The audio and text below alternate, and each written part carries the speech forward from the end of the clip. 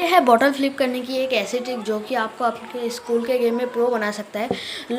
Generally लोग क्या करते हैं कि पहले कितना पानी है वो देखते नहीं है, कहते हैं कि पानी मैटर नहीं करता, स्किल मैटर करती है। हाँ, स्किल भी मैटर करती है कि आप कितने मतलब प्रोफेशनल हो, मतलब इन सब में कितना इंटरेस्ट है, मतलब आपका कितना अच्छा बॉटल फ्लिप होता है। तो इनसे आपको पहले प्रैक्टिस करनी चाहिए, उसके बाद बॉटल फ्लिप। लेकिन इसके पीछे एक फिज़िक्स है, जो कि फिज़िक्स अगर आप मेंटेन करते हो और अगर आपके पास ऑलरेडी स्किल्स है तो आप एक बार भी बोतल फ्लिप में नहीं चुकोगे, तो आपका ही सब बार बोतल फ्लिप होगा। इसके लिए आपको एक सीक्रेट रीज़न ध्यान रखना है, हमेशा पानी कम रखना है। जो भी लोग ये खेलते हैं वो लोग हमेशा बोलते होंगे कि पानी कम रखो, इससे अच्छा फ्लिप होगा, लेकिन वो बताते नहीं है कि क्यों फ्लिप होगा ऐसे।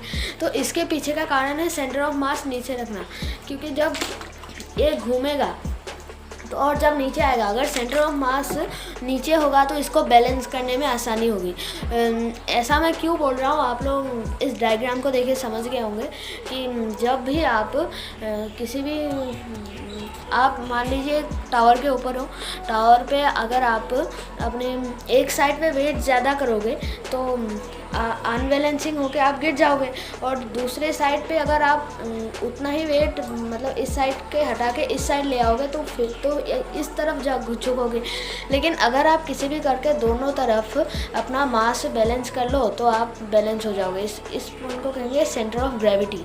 और सेंटर ऑफ मास एक ऐसा पॉइंट है जिसके अबाउट आप मतलब सारा मास कॉन्सेंट्रेट कर सकते हो। आपके पास अभी एक कागज़ है, कागज़ को एकदम फोल्ड कीजिए, जो उसका बीच वाला पॉइंट है वही उसका सेंटर ऑफ मास है। तो सेंटर ऑफ मास बैलेंस अगर आप नीचे रखोगे तो बॉडी हमेशा अच्छी बैलेंस होगी, चाहे आप बैक फ्लिप मार रहे हो, कुछ मार रहे हो, हमेशा अगर आपका मतलब ये बॉटल फ्लिप कर रहे हो, कुछ भी कर रहे हो, अगर आपका सेंटर ऑफ मास नीचे है तो अच्छा होगा। मैंने अभी इसका सेंटर ऑफ मास यहाँ पे रखा है, यहाँ पे अगर मैं इसको गिराऊंगा तो ये अच्छे से बैलेंस होगी और अच्छे से फ्लिप होगी। अगर लेकिन मैंने अभी इतना किया नहीं है, मैं अभी करके भी दिखाऊंगा।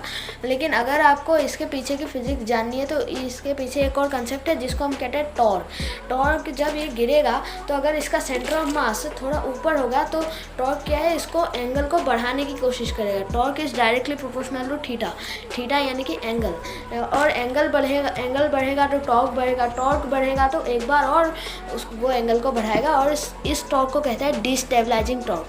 तो अगर टॉर्क बैलेंस है तो बहुत अच्छा है, अगर टॉर्क अनबैलेंस है तो मतलब आपको दिक्कत हो सकती है। इसलिए अगर आप जब भी बोतल फ्लिप करने देखो तो हमेशा पानी कम रखना। पानी ज़्यादा होने से क्या होगा, डिस्टेबलाइजिंग टॉर्क बढ़ेगा। और टॉर्क क्या होता है, वो मतलब अगर आप एक चीज़ को रस्सी से बांध के उसको एक टावर से बांध दो, तो अगर आप उसको आगे की ओर घुमाओगे तो वो उस टावर के अबाउट घूमने लगेगा।